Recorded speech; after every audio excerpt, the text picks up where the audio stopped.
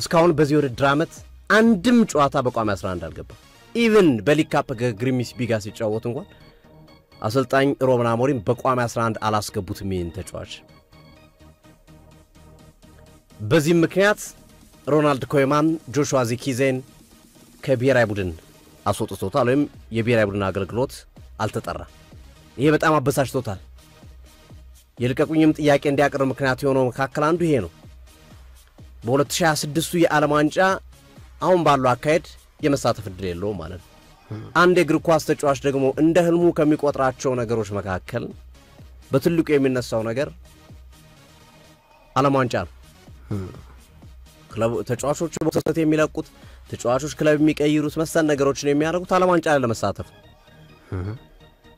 እና ጆሹዋ ዚኪዜም አሁን ባለው ሂደት ይሄ ነገር ሊሆን እንደማይችል አውቋል ገብቶታል ተጫዋቹ አምና 32 የፕሪሚየር ሊግ ጨዋታ ላይ በቋሚ 11 ጀምሯል በአጠቃላይ በሁሉም ውድድሮች 49 ጨዋታ ላይ ተሳትፏል ዘንድሮ አንድም ጨዋታ ላይ አልጀመረም ይሄ በጣም አሳሳቢ ነው ለተጫዋቹም ኬሪየር እንደገና ለራሱ ለማንቸስተር ዩናይትድ ነው ምክንያቱም 43 ሚሊዮን ፓውንድ ከፍሎ ያመጣው የቡድኑ ቁልፍ አጥቂ ሆናል ተብሎ የታመነበት ተጫዋቹ በቦሎኛ ያያለ ሲያሳዩ የነበረው አቋም በጣም አስገራሚ እንደነበር ይታወሳል ቦሎኛ በአውሮፓ መድረክ ከ50 ምናምን ዓመት በኋላ ሲሳተፍ ከረጅም ዓመት በኋላ በታሪኩ ለመጀመሪያ ጊዜ ሲሳተፍ ይህ ተጫዋች ሚና በጣም ከፍ ያለ ነበር ካላፊዮሪና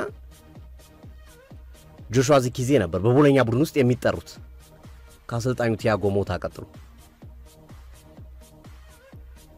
አሁን ላይ ግን ካላፊዮሪ ባርሰናል በተለይ ስፔሻሊ ዘንድሮ አምና ጥሩ አልነበረም ዘንድሮ ግን ራሱን በደንብ ያሳየን ዚኪዚ ግን አምና የሚሰለፍ እንጂ በየጨዋታው በሚጠበቅበት ልክ አገልግሎት አልሰጠም ዘንድሮ ደግሞ ጭራሽ ከቡድኑ ኦልሞስት ውጪ የሆነበት ወይም ደግሞ ተቀይሮ ለመግባት እንኳን 1-3 ጨዋታዎችን የጠበቀበት ነው በነገራችን ላይ ዘንድሮ በእንግሊዝ ፕሪሚየር ሊግ ባለፈው 7 ጨዋታ የተሳተፈው በ3 ጨዋታ ነው 3ቱም ተቀይሮ የገባባቸው ጨዋታዎች ናቸው በክረምቱ የዝውውር መስኮት ማንቸስተር ዩናይትድ ከሁለቱ አንዱን አጥቂ መሸጥ እንዳለበት ያውቅ ነበር ምክንያቱም ቤንያሚን ሼሽኮ እየመጣ ነው ስለዚህ ያንን መሰረት ባረገ መንገድ ሁለቱን አጥቂዎች በአማራጭነት አቅርበው ነበር ራስመስ ሆይሉንድና ጆሹዋ ዚኪዜን በመጨረሻው ያወሰኑት ሆይሉንድን መሸኘት ነው ዚኪዜን አቆይተው ግን ሩበን አሞሪም ውሳኔውን በማቆየት ይወስኑ እንጂ በጨዋታዎች ግን እንዲሳተፉ ያደርጉት አይደለም እሱ ትልቅ ክፍተት የፈጠረበትን ሂደት ፈጥሯል በነገራችን ላይ ጆሹዋ ዚኪዝ በኦልድ ትራፎርድ እስከ 2029 የሚያቆይ ኮንትራት ነው ያለው የ5 ዓመት ኮንትራት ረጅም ዓመት ነው አሁን ይህንን ተጫዋች ማንቸስተር ዩናይትድ ልሽጥ ቢል በጥሬ ዝውውር መስኮት የገዛበትን ግማሹን እንኳን ያገኝ ላቆየው ቢል ተጫዋቹ እየተጫወተ አይደለም ለሱም አገልግሎት እየሰጠ አይደለም ለተጫዋቹ ኬሪየርም ጥሩ አይደለም ስለዚህ በውሰት የመለያየት እድል ነው የሚኖራቸው ይህንን የተረዱ ክለቦችም ከወዲሁ ጥያቄዎችን ማቅረብ ጀምረዋል ኤቨርተን ዌስትሃም ጁቬንቱስ ኤሲ ሚላን ፒኤስቪ የፋብሪጋሱ ኮሞ የጆሹዋ ዚኪዚን ሁኔታ እየተከታተሉ እያቀረቡ ያሉበት ወይም ደግሞ ተጫዋቹን ለማዛወር በከፍተኛ ሁኔታ እየሰሩ ያሉበት ሂደት እንመለከታለን እና ያው የማንቸስተር ዩናይትድ ተጫዋቾች አሁን ላይ ከክለቡ ሲወጡ ጥሩ እንደሚሆኑ እርግጡ ነው ኦልሞስት 99% የሚሆነው ተጫዋች ከማንቸስተር ዩናይትድ ከወጡ በኋላ ስኬታማ ናቸው ራሽፎርድን ሆይሉንድን ማየት እንችላለን አብዛኞቹ በተለይ ይሄ በወጣትነታቸው ወይም እድሜያቸው ሳይገፋ የለቀቁት በውሰትም መሰለ ሄዱት ተጫዋቾች ስኬታማ እየሆኑ ነው አምና ጃረን ሳንቾ በቼልሲ ጥሩ ነበር ዘንድሮ አስቶን ቪላ ላይ ገና አሻራውን ማስቀመጥ ባይጀምርም ግን ጥሩ እንደሚሆን ይገመታል እንግዲህ ከ99% አንዱ የጃረን ሳንቾ ሌሎቹ በሙሉ ከማንቸስተር ዩናይትድ የወጡት ተጫዋቾች በውሰትም መሰል ሽያጭም አንቶኒም መሰለ ተጫዋቾችም ስናነሳ አብዛኞቹ ጥሩ ናቸውና ደግሞ ለክለቦች ኮንፊደንስ ይሰጣል እኛም ብናመጣው ጆሹዋ ዚኪዚን ገና 24 ዓመቱ ነው ብዙ ነገር ይሰራልናል የሚል እምነት እንዲኖርባቸው አድርጓል ስለዚህ ያንን መሰረት ባረገ መንገድ ማንቸስተር ዩናይትድ በተጫዋቹን ፍላጎት ጆሹዋ ዚኪዚን ሊለቅ ይችላል እንደምታውቀው አሉቲ በክረምቱ የዝውውር መስኮት ሩበን አሞሪም ኮቢ ማይኖን ልቀቁት ብሏቸው ነበር ለማንቸስተር ዩናይትድ መጫወት የማይፈልግ ተጫዋች አይኑን ማየት አልፈልግም ብለው ነበር አንዱ አሁንም ስቲል የሁለቱ አለመመቻቸት ከዚህ የመነጨ ነው ተብሎ ይታመናል። ተጫዋቹ ካለው የተጫዋች ስብስብና ከአሰልጣኝ ሩበን አሞሪም ምርጫ አንፃር ባለፈው ዓመት ከተመለከተው ሁኔታ አንፃር ዘንድሮ የቋሚ 11 እንደማያገኝ ፕሪዲክት አድርጓል ያውቃል። ከኡጋርቴ ከካዝሜሮ ቀድሞ እንደማይገባ ያውቃል። ከብሩኖ ፈርናንዴስ የሚጠቀሙት ሁለት አማካይ ነው። አጥቂ መሆን አይችልም። ኮቢ ማይኖ 9 ቁጥር መጫወት አይችልም ያውቃል። ስለዚህ ሁለት ቦታዎች ነው ያሉት እሱ ሊጫወቱበት የሚችለው 6 እና 8 ቁጥር ላይ ሁለቱም ኢንጌጅድ ናቸው የተያዙ ናቸው እና ክረምት ላይ ልቀቁኝ ብሎ ነበር። ሰር ጂም ራትክሊፍ ውሳኔ ነው ስፔሻል ውሳኔ ነው የቀረው። በስፔሻል ውሳኔ ሰር ጂም ራትክሊፍ የሚሆን አይታወቅም። ሩበን አሞሪም ሊወጡ ይችላል። ሩበን አሞሪም ሲስተማቸውን ሊቀይሩ ይችላል። ለአንተ የሚመች ነገር ሊመጣ ይችላል። አንተ በኦልድ ትራፎርድ ያደክ በማንቸስተር ዩናይትድ ቀዩ ማሊያ የኖርክ ልጅ ነህ አንተ መርቀቅ አንፈልግም የሚል አቋም ይዘው አቆይቶታል። ለምነው ማለት እኔ ሴንስ ለምነው ማለት ክለቡ መብት አለው። በርግጥ አትሄድ ማለት መብቱ ነው። በቃ አለቀ። ግን ተጫዋቹ ግን መውጣት ይፈልግ ነበር እና ተመሳሳይ ነገር ጆሹዋ ዚርክዜ ላይ አርፏል። ጆሹዋ ዚርክዜ ብዙ የሚታገሱት አይመስልም። ሩበን አሞሪም እንደ ማይኖ ይቅርብ ይባል እንኳን እሺ ብለው ላይቀበሉ ይችላሉ። ምክንያቱም ምንም አገልግሎት እየሰጣቸው አይደል። አማራጭ አለን ብለው ያስባሉ በዛ ቦታ። ለዛም ነው ዘንድሮ እያጠቀሙበት ያለው ነው እኮ ቤንያሚን ሼሽኮ በሌለበት ጨዋታ ላይ እኮ ማውንተን አስገብተው ኩኛ ነው የሙቡሞን 9 ቁጥር ሲያጫውቱ ነበር አይደል። ዚርክዜ ፒውር 9 ቁጥር አጥቂያል። ይሄ ይነግራል እኮ መልእክት እኮ ያስተላልፍልሃል እኮ የግድ እኮ አልፈልግህም እኮ መባል የለብህም አይደል። ሶ ዚርክዜም ያ ነገር ስለገባው ነው አሁን ለመውጣት መንገዶችን እያያዘ የሚገኘውና የጆሹዋ ዚርክዜ ጉዳይ ለኔ ብዙም ተስፋ ያለው አይመስለኝ። ምክንያቱም ራሱንም እንዲያሳይ ድሮችን እያገኘ አይደለም። ባገኛቸው ጥቂት ድሮችም ማሳየት አልቻለም። በርግጥ ድሮቹ በቂ አይደሉም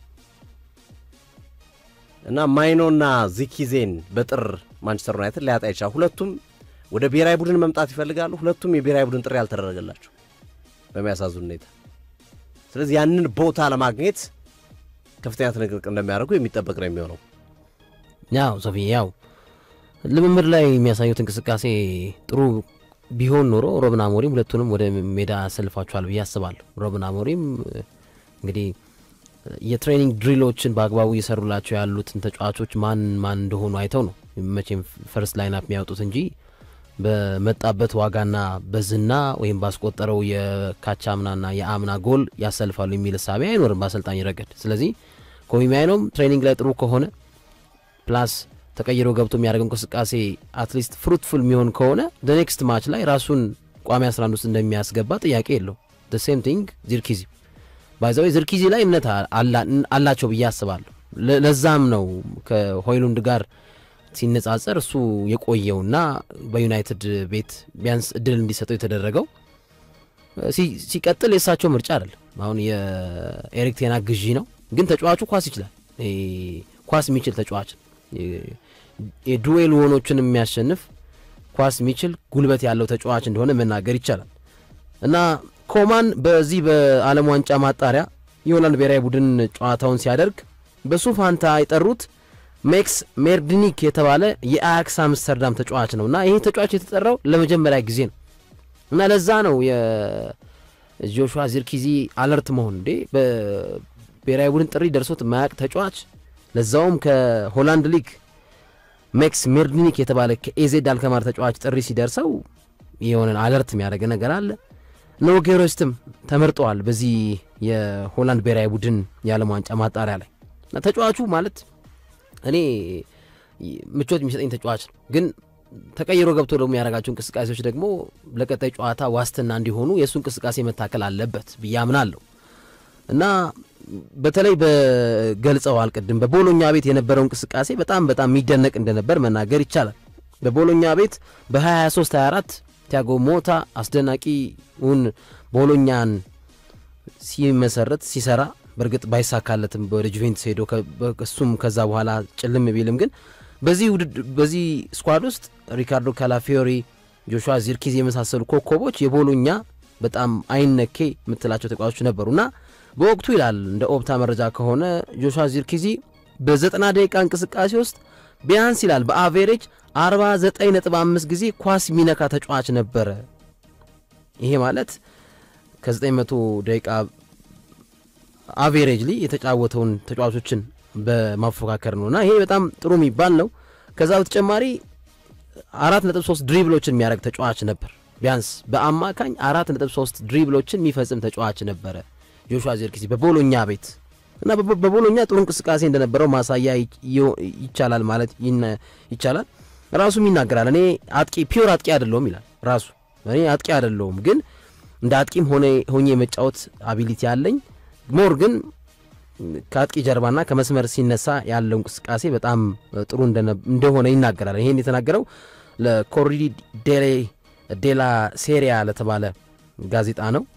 ከዛ በተጨማሪ ኮሪዲዮ ዴሎ ስፖርትን በጣሊያን የሚገኙ መገናኛ ብዙሃኖች በተለይ በጋዜጣ ረገድ የሚጠራ ነው። ይሄም በቃ when he has the ball something always happens ብለው ነው እንደውም ጆሹዋ ዚርክዚን በወቅቱ የገለጹት። ኳስን በሚይዝበት ሰዓት የሆነ ነገር ሊያደርግ የሚችል ተጫዋች ነው የሚል ገለጻን ገልጸውታልና ተጫዋቹ በቦሎኛ ፒክ አመት ላይ ነበር፣ ግን ዩናይትድ ቤት ሲመጣ ደግሞ ዝቅ ማለት ነገር እንዳለበት ትመለከታለና በጣሊያን ሴሪያ በወቅቱ በተለይ አጥቂ ሆኖ ራሱ ልክ እሱ እንደሱ ፒውር አጥቂ ሆኖ ዚርክዚ ከነ ማርኮስ ቱራምም ከነ ዱሳን ቭላሆቪችን ከነ ፍሬድሪኮ ኬዛም በአታኪንግ ሲኩዌንስ ኢንቮልቭመንቶች ላይ ይሻላል።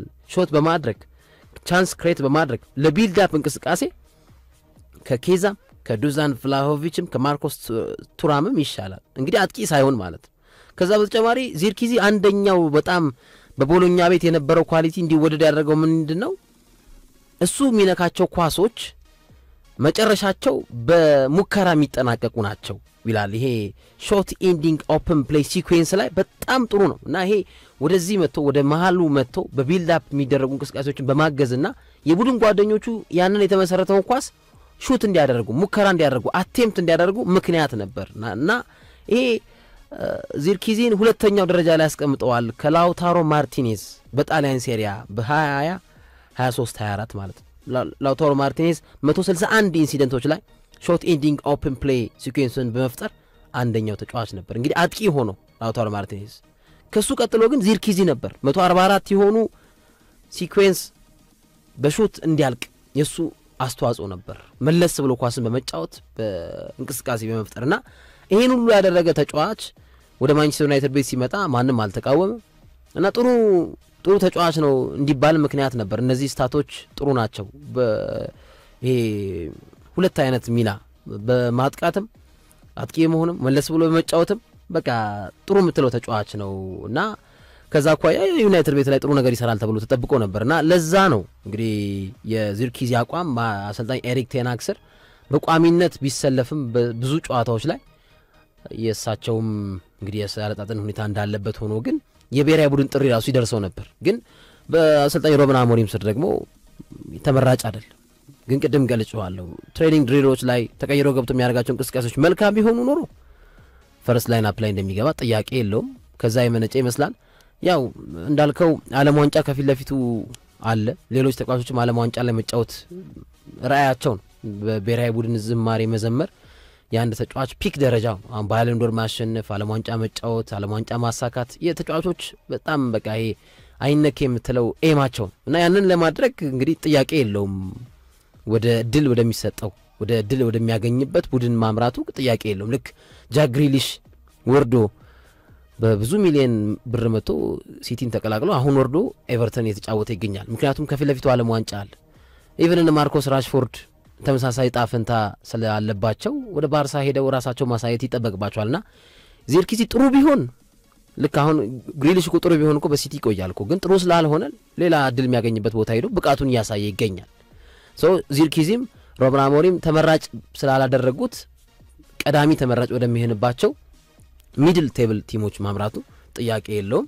ግን ያው ቆንጆ ተጫዋች ነው። እኔ ምቾት ይሰጠኛል፣ አይደብረኝም። ኳስ ክህሎቱ ጥሩ ነው፣ ከቨሪንጉ ጥሩ ነው፣ አሪፍ ተጫዋች ነው። ሆላንዳዊ መሆኑ ራሱ የሚነግር ነገር አለና ያው የዓለም ዋንጫ ግን እድል እንድታገኝ ወደ ሚገፋፋ ክለብ መሄድ ይጠበቅብሃል። ለዛ ይመስለኛል